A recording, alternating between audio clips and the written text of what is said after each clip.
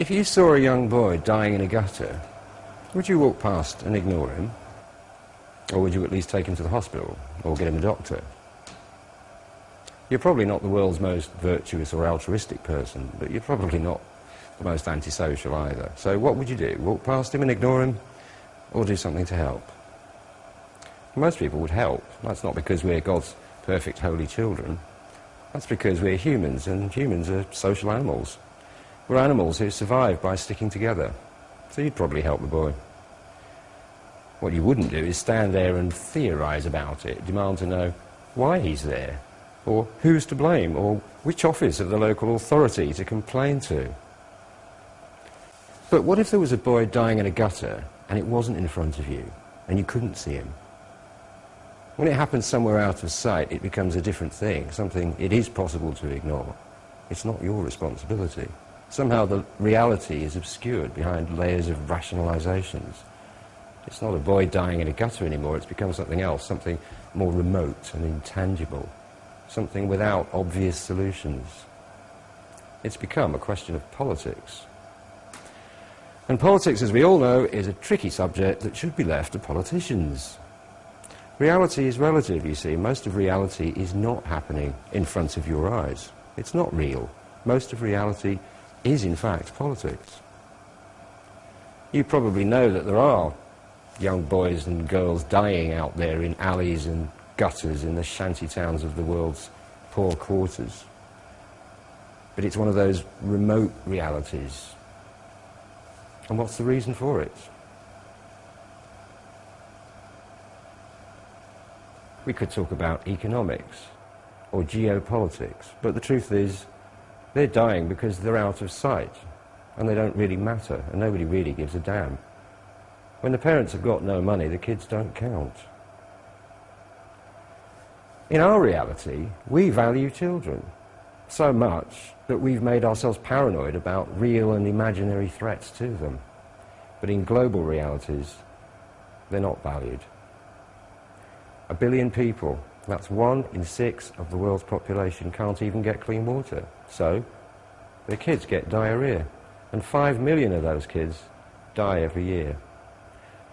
Since big numbers don't really mean much to anyone, imagine a jumbo jet, fully loaded with kids up to the age of 5, crashing into a mountain. That would make the headlines in your local town, wouldn't it? Now imagine a jumbo jet doing that every 35 minutes, night and day, forever. And just so it's clear, African children are not worth less than white children, and African parents don't grieve less than European parents. They grieve all right, and they don't get used to it. 300 kids every 35 minutes. A massacre of the innocents, wouldn't you call it?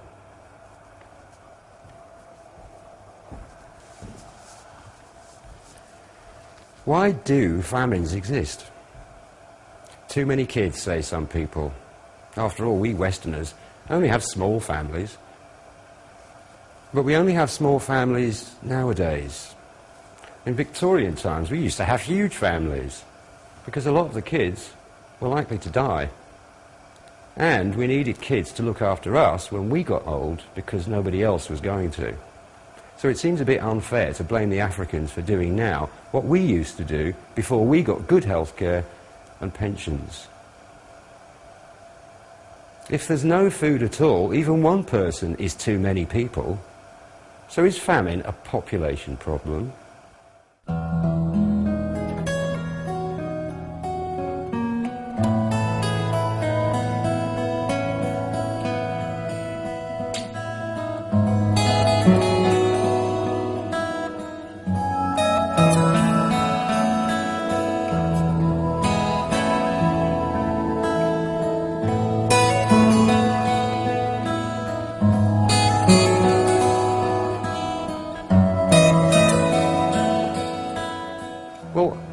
Over 20 years ago, the World Health Organization calculated that the technology existed to feed a world population 12 times its size. Well, we didn't need to feed a world population 12 times its size. We only needed to feed a population 1/12 of that, the one we actually had. So did we? No, we didn't. 20 years ago, we had the terrible Ethiopia famine instead.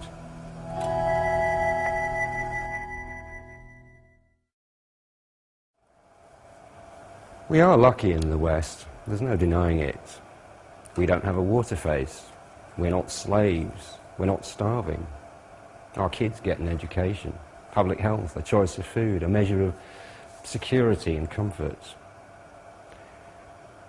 But are we having a good time? Are any of us?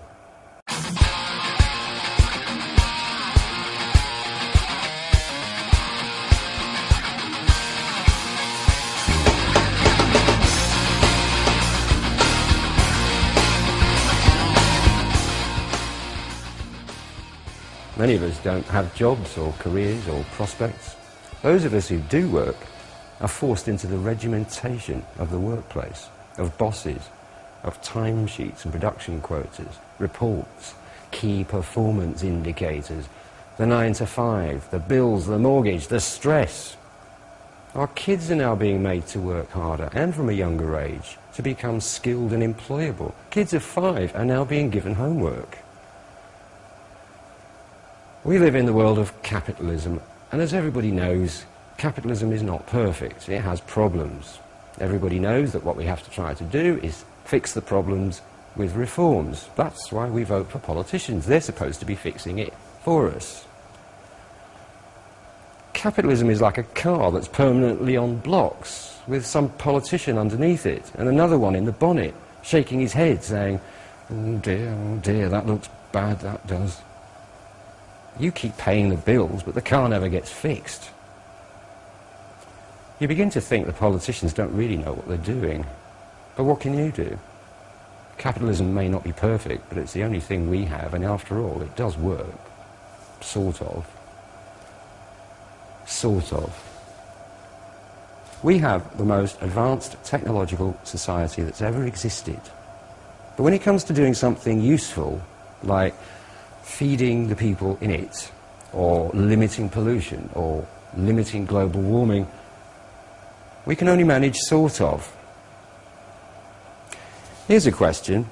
Does anybody at all ever watch party political broadcasts anymore? The problem with party political broadcasts is that they're boring and you don't believe a word of what they're saying. They're like soap powder adverts, each citing dubious evidence to show they're better than the others.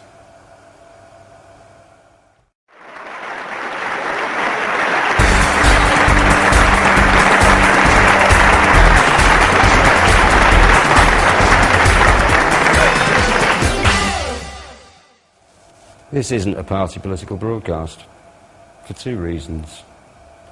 First, nobody's asking for your support, your vote, your obedience, or your money. Second, what you are being asked to do is much harder than that. The idea is for you to question the basis of modern society, yourself. Think about it, and then go away and think what to do about it. I'm not going to tell you what to do or how to think. What I want to do is simply explain a point of view to you. It's a point of view that is not explained very often, anywhere you go, in anything you see on TV. But it exists, and it's quite widespread.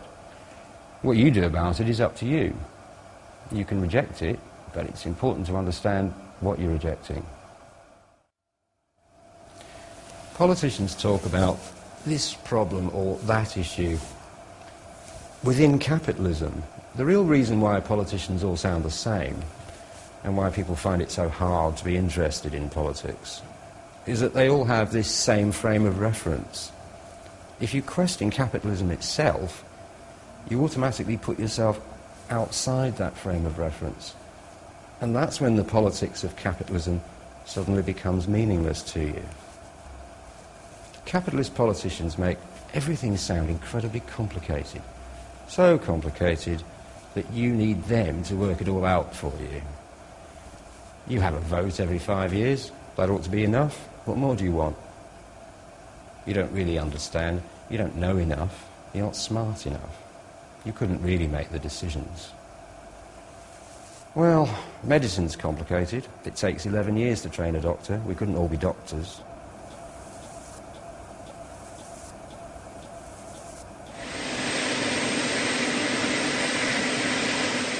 But who ever heard of Politician College? What qualification do politicians have which is beyond the rest of us? There isn't one, is there? Anybody could go into politics. The experts in charge of decision making are not experts at all, no more than you are or I am. Let's get something straight here. Two men in a pub could bore and bewilder you for several hours with football talk, if you were daft enough to let them. But the rules of football are pretty simple. It's the same with politics. The universe of histories and details go on forever. But the basic rules of capitalism are quite easy to understand. And so are the consequences of those rules. It really isn't rocket science. And once you understand what the rules are, you're then in a position to ask yourself a novel question: whether you actually agree with those rules.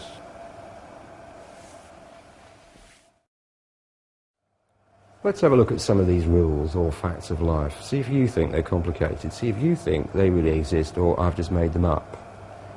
Rule of thumb number 1. Very roughly speaking, 5% of the world's population owns 95% of the wealth. That's the land, the resources, the lot. That's about 1 person in 20. 1 person has all the wealth and the power, 19 have nothing very much at all. That's called the unequal distribution of wealth. It might sound unfair, it might seem unjust, but it's a fact of life and it's legal.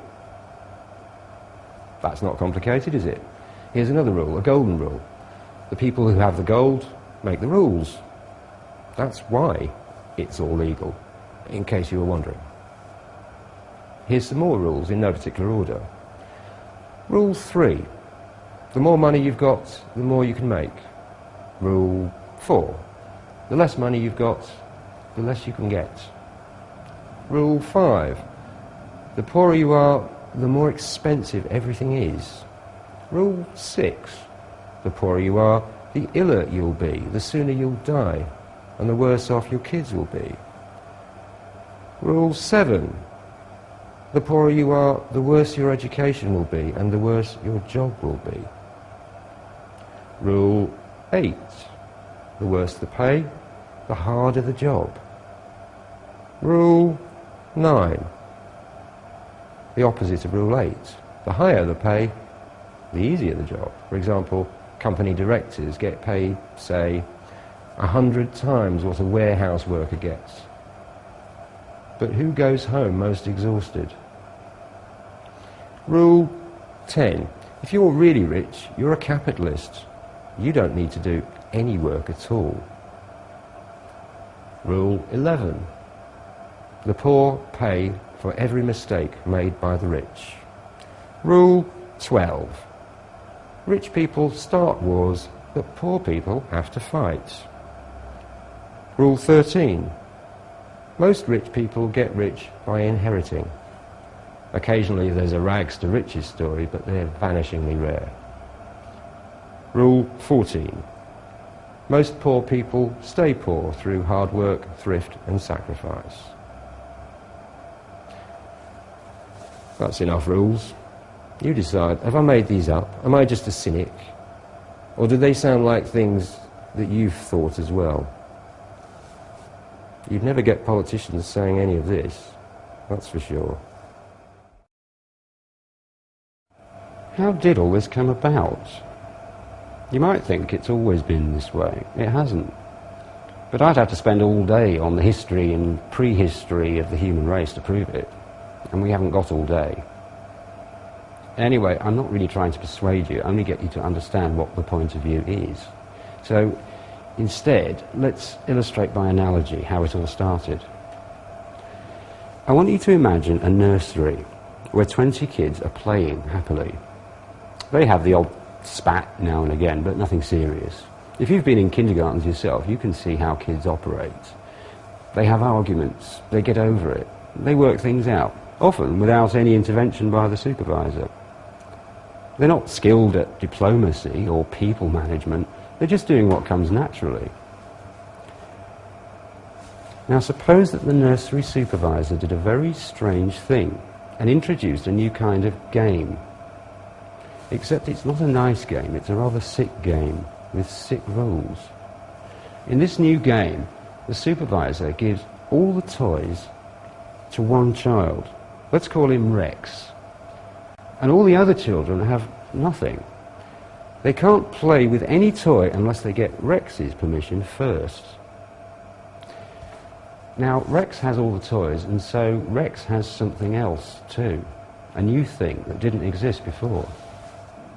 Rex has got power. If other children want toys to play with, which they will do, being kids, they have to do what Rex says. By his ownership, Rex has power over them. From not being any issue at all, power becomes the central issue, the thing which defines all relationships, the thing that tells the children who they are. This power automatically puts the children in a separate class from Rex. He is the owning or ruling class. They are the dispossessed or toyless class. So, from a peaceful and more or less harmonious kindergarten, we've moved to a mutually hostile and suspicious class society of unequals. Pretty cool game, eh? But there's more. To play this game properly, Rex has to deal with a number of problems. Let's allow him an intelligence slightly in advance of the average 3-year-old.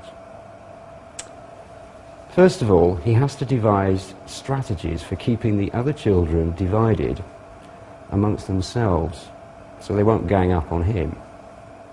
He won't keep power for long if he doesn't solve this problem first. Right now, the thing to do is to pick out the biggest children and offer them a deal. You protect me against them, and I'll give you some extra rights. It would seem to be in their individual interest to accept this deal. This small band of big kids can be Rex's police force against the toyless. In fact, they can even be his toy soldiers against the world. If any of the toilers get out of line, the toy police can soon give her a black eye and put her in her place. So Rex has invented a coercive hierarchy with himself at the top. So far, so good. But it doesn't take long before Rex finds it rather tedious to have to spend his entire time giving orders and organising everything. Why not hire some administrators to do it for him? Good idea. Well, now he's just invented a kind of coercive state administration, all to protect his property and his position. But it doesn't end there. He doesn't want pandemonium and endless arguments. He wants a stable working system with himself in charge. What he really needs is legitimacy. He needs to make the children believe that it is entirely natural, right and proper, that he should have all the toys and they have nothing. If they believe this, they won't see any reason to rebel. Rebelling against Rex would be as ridiculous as rebelling against the sun or the moon or the rain. So how do you make something seem legitimate? Answer: propaganda and persuasion. Rex needs to come up with a lot of propaganda to justify it all, which we can call a set of ideas, or an ideology of power. He then teaches this ideology in the kindergarten, in the new school lessons he's devised. We don't need to know what this ideology is. It doesn't matter how he justifies himself, as long as he does. He can say anything he likes, as long as it works. He can do other things too, like dress up in fancy clothes, maybe wear a wig when he's judging wrongdoers, sit on a tall chair so that he looks down on everyone, speak in a funny voice, use long or foreign words that he knows they won't understand. There are all sorts of things he can do to sound important, big and clever. Eventually, if he does it right, they'll believe he is more important, big and clever than they are.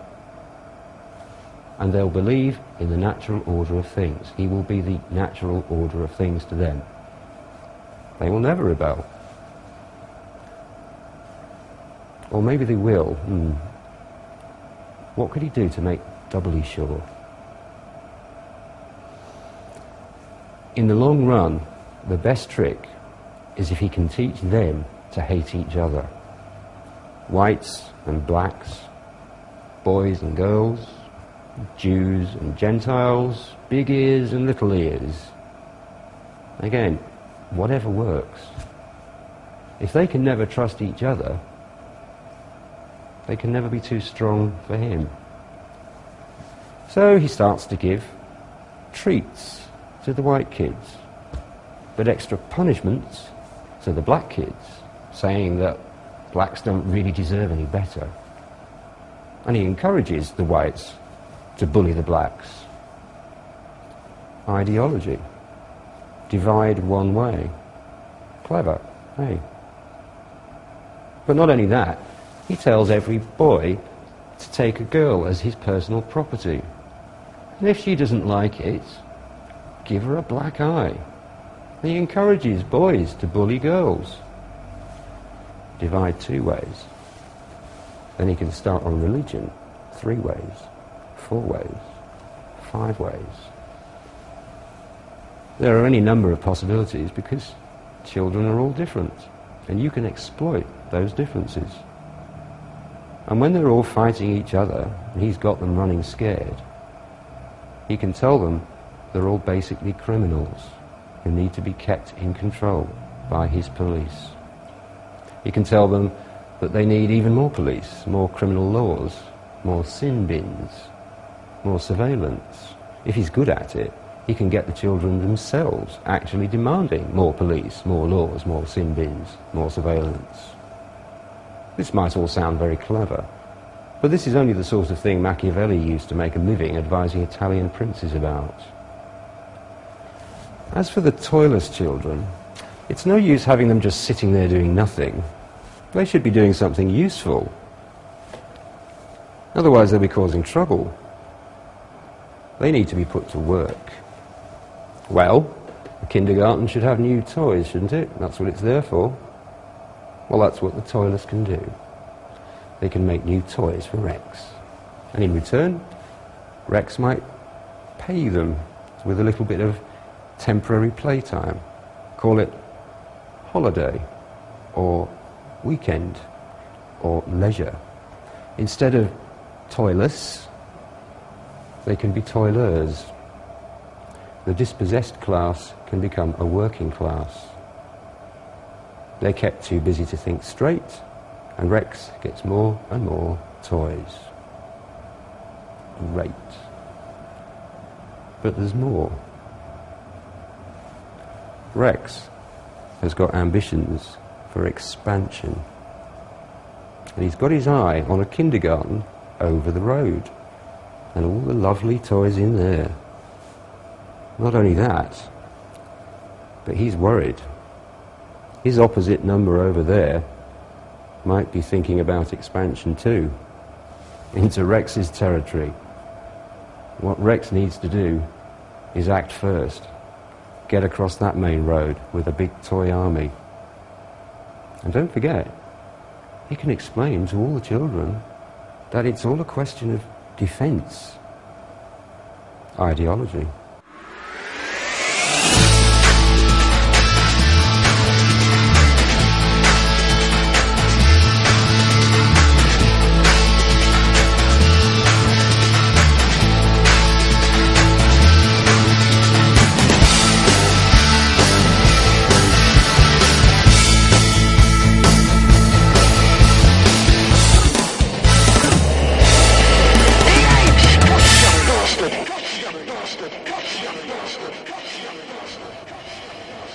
we've come a long way in a short time. How different it all was a moment ago. Remember the original kindergarten? The kids were all equals.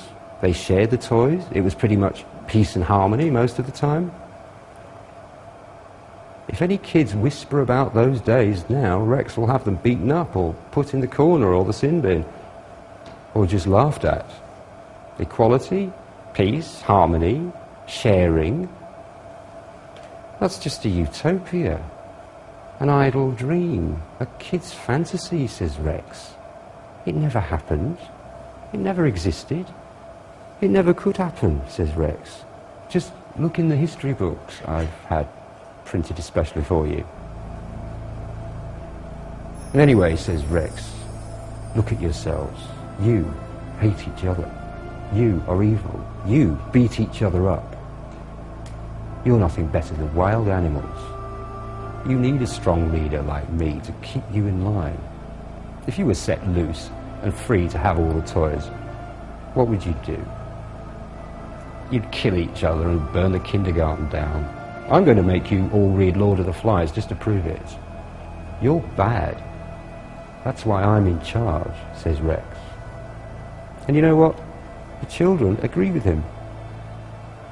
We're bad, they say. We can't trust each other. We have criminal natures. We need to be ruled. They believe every word of this because by now they're not children anymore. They've grown up and become what Rex wanted them to become. And they've forgotten their childhood dreams. They are adults.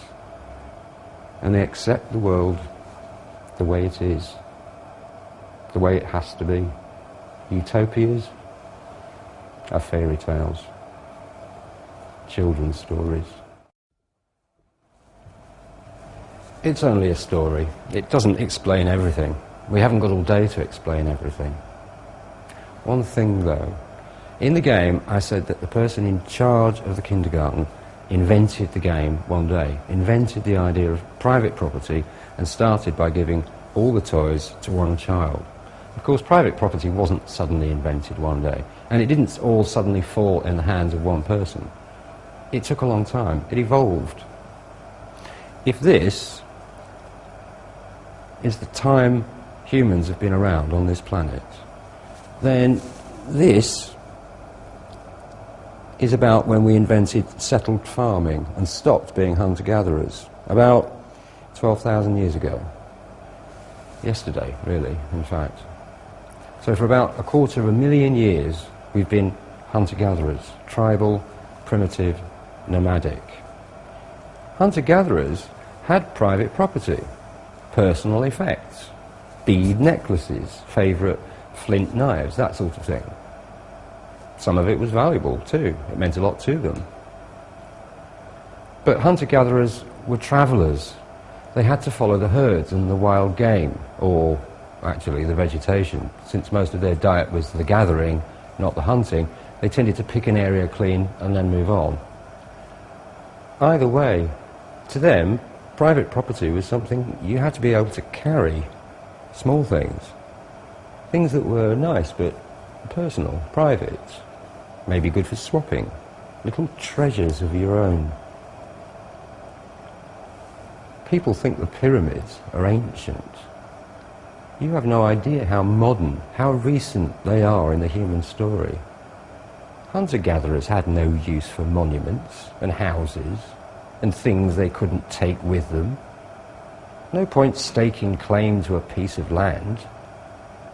For most of the time humans have been on this planet, private property was small items, often beautifully made in gold, but still just portable trinkets. The point is that property existed, but it wasn't an issue. But around 12,000 years ago, farming developed. People stayed put on the land to farm it. And in view of the work they were putting in, they needed to defend it. So the land itself became property. And then it all changed, because private property of land was very definitely an issue, a life or death issue. If you had land, you could live. If you didn't, you'd die. And that's when you got your pyramids and your cities and your Stonehenges and your hill forts. When I made up this kindergarten game, I pretended that private property was suddenly invented. It wasn't.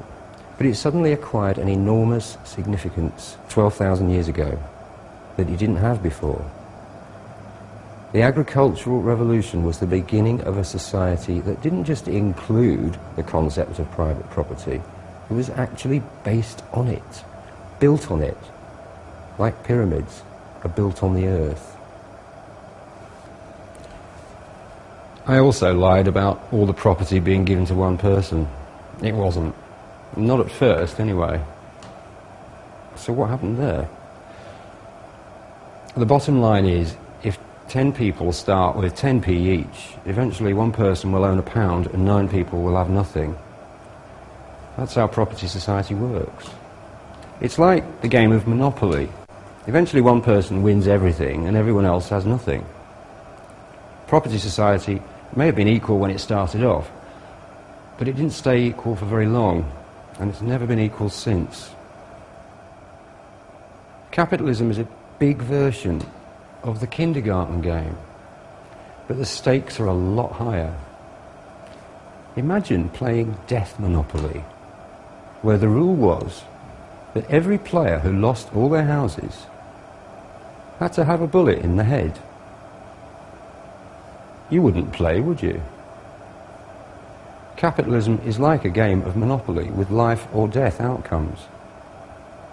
And we don't have any choice but to play. Our ideology, that word again, tells us that competition is what makes everything happen. Well, competition is usually what games are about.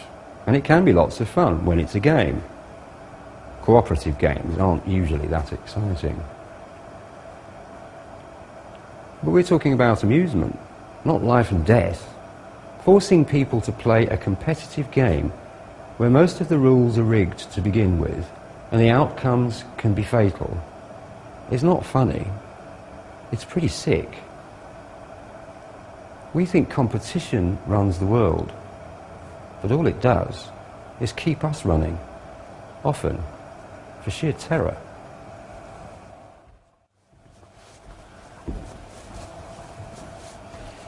Another viewpoint is that cooperation is really the strategy we need to run the world. Our ideology says no. But we have to cooperate over the rules, even to play the game of capitalism. We have to agree, cooperatively, to compete. So cooperation is not foreign to us, it's basic to us, even in capitalism. We already cooperate, it's just that we're cooperating against our real interests. The players in the Death Monopoly game must have agreed cooperatively to the rules, or else they wouldn't be playing it. So why are we still playing it?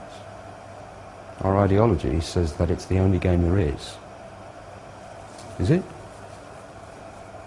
Alternatively, the reason we are still playing this competitive game is that we simply haven't decided not to play it anymore. As long as we accept the rules, the game has to continue. The question is, given a free choice, do you accept those rules? So we all agree on private ownership of the toys, the wealth, what we call property. Property doesn't mean that you have the freedom of access to something. It means that you can deny that freedom of access to everyone else. Unless you're rich, property doesn't make you free.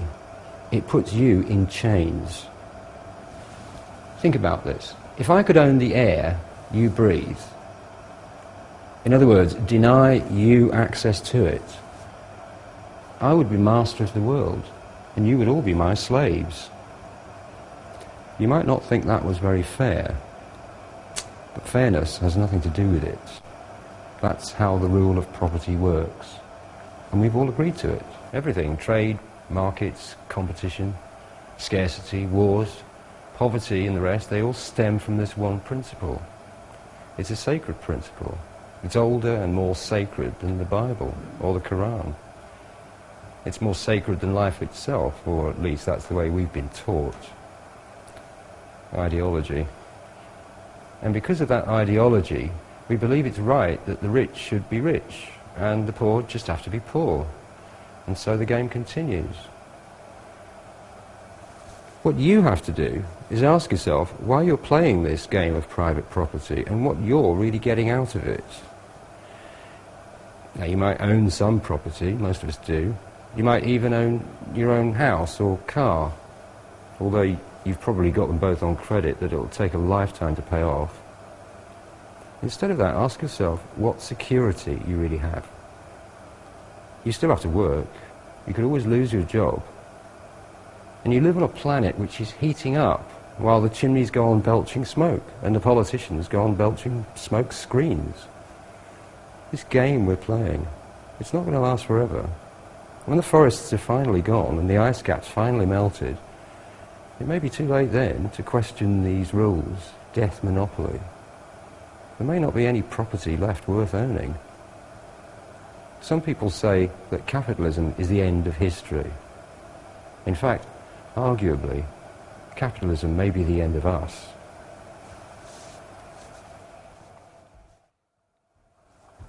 So is there an alternative then? If private property is the rule, what happens if you abolish the rule? Capitalism is built on private property. If you abolish one, you have to abolish the other, and everything that's part of it, the whole market system. That's money and banks and insurance and credit and debt and rents and mortgages and loans and wages. This probably sounds like abolishing civilization as you know it. Well, not necessarily. Since most of these things give you nothing but grief and stress, it could also sound like abolishing most of your problems at one stroke. Remember that when Rex was just another kid, he didn't have power over anyone. But when he owned the toys, it all changed. Without private property, there would be no Rex. Property is the basis of power, and power is the basis of all oppression. If you feel oppressed in your life, just ask yourself who it is who has power over you. Sometimes it seems like everybody, but there will be somebody, or some group in particular. That's your oppression. It may not be mine, it may not be your neighbour's, but we all experience it in some way, in some variation. It's what we have in common.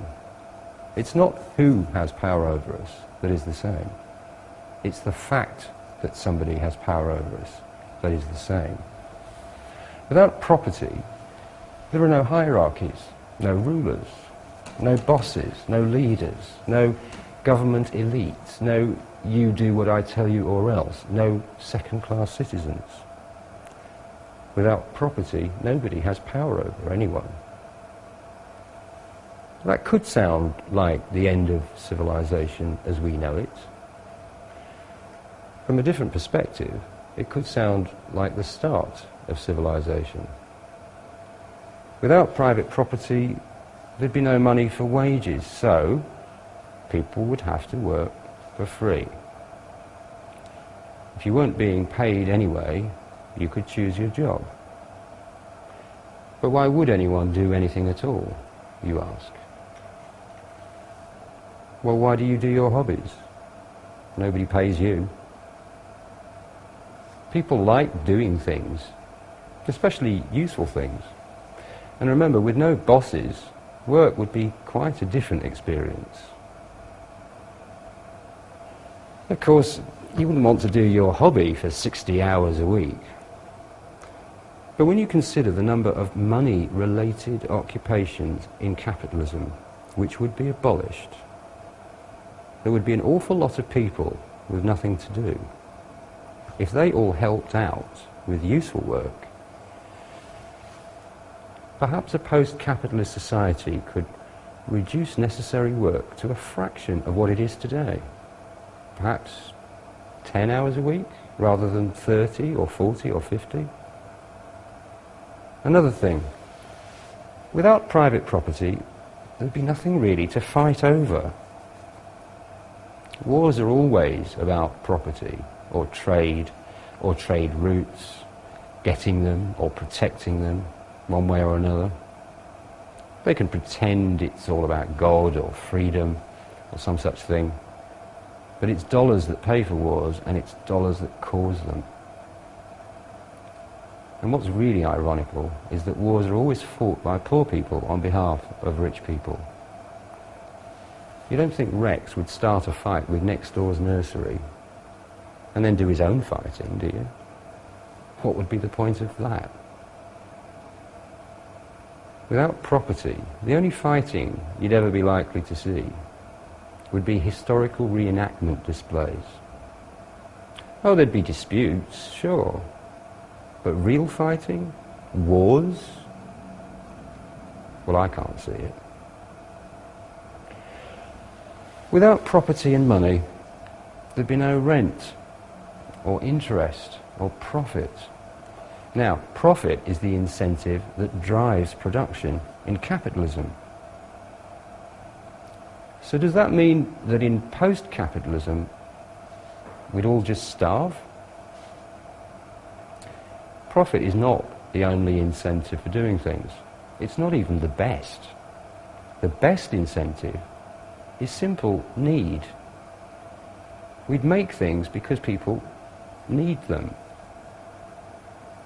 What the profit incentive does is different.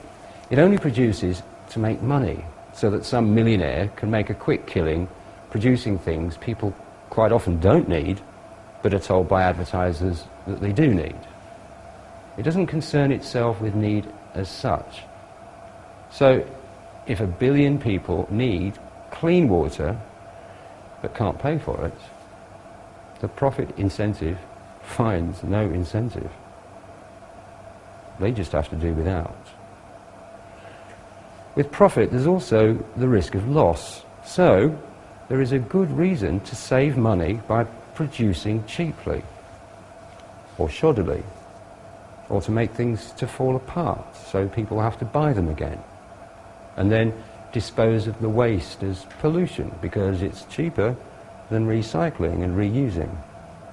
With profit and loss, multinationals can dominate global culture with a sort of plastic uniformity that makes every town look identical and makes us eat the same cheap food and wear the same chain store clothes. Abolishing private property does not necessarily mean abolishing civilization, or buildings, or food, or culture, or hospitals, or cinemas, or personal identity. It just means abolishing a very old agreement that says that it's okay for a lot of people to do without anything at all, so that a few people can have too much of everything. Most of what we hold dear, we could keep. Moving on from capitalism is not the same as going backwards. It's not about smashing anything, spray painting over our most precious beliefs. It's simply a matter of progress. It's about making the world better than it is now. It does involve a social revolution, certainly. The world's workers and dispossessed would have to stop fighting amongst themselves. They'd have to combine to overcome the minority owning class. And that is a revolutionary act. The rich won't like it, and they'll try to stop it, of course. But they're only 1 in 20, don't forget. And revolution is not a bad thing in itself. Just think of the computer revolution, the information revolution. Revolutions don't have to be violent even. It just has to be thorough and well organised. You'll say it won't work, I know that. You'll say it's impossible. It's against human nature, or some such thing. You're almost bound to think that. I did, at first. We've all been brought up in capitalism and taught that capitalism is natural and right and proper. But a lot of us don't believe it, and maybe now you can begin to see why. Remember Rex in the kindergarten and his little ideology lessons. Rex doesn't want anyone to think outside the box. Of course he doesn't. He doesn't want you to know there is an outside. He'll give you 1,000 reasons to stay where you are. Keep reading your newspapers. Keep signing the forms. Keep taking the blue pills. Well, you can do that if you want. It's your choice. The important thing is that I've tried to explain another argument so that at least you can see that you do have a choice. One thing you probably will agree on is that the world is not going to stay where it is today. It'll either get worse or it'll get better. Empires and economic systems have come and gone, and there's no reason to think that capitalism is the last station on the human journey. History doesn't stand still. Supposing that a society after capitalism is possible, but there's another station up the line. I'm not going to give you a fully worked out map of it, because I haven't got one. There's no point me telling you not to trust leaders, not to follow experts, not to believe what people tell you. If I then tell you to trust, follow and believe me, I'm not an expert or a leader or some religious visionary. But I and a lot of other people think that a post-capitalist society is possible, one based on equality, common ownership, controlled democratically, not by centralized governments, but by us, all of us, for the common good and for the good of the planet. I've nearly done. Is anything I've said really so unreasonable, so ridiculous, so obviously wrong, that you can dismiss it all out of hand? Replay this video and check again. If it's not unreasonable, what can you do about it? You can spread the idea. That's what you can do. Think about all the consequences and the implications. Work out a plan. Talk. Discuss. Organize. Get other people to watch this film, maybe. You don't have to start a war, and you don't have to do it all yourself. But you do have to do something, and soon, because we're on a road called history, and we've stopped at a station called capitalism. And there are people saying it's the end of the line, and there are other people saying it isn't. So there are only two things you can do now. Stay put, and maybe run out of steam, or move on past the station, see where the line takes you next. And if you decide to move on, there'll be others willing to move on with you. In the end, we all want the same thing. We all want progress, improvement, a better world. Working out how to achieve it, that's the only thing that matters. The rest is just kid stuff.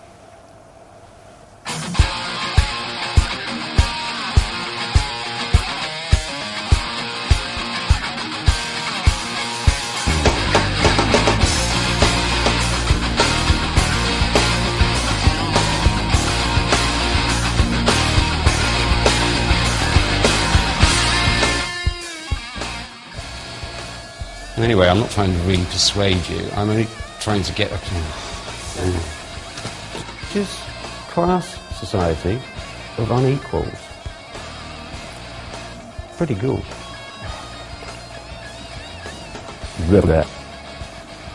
Try again. Much of everything. Most of what we hold dear, we could keep. Moving on.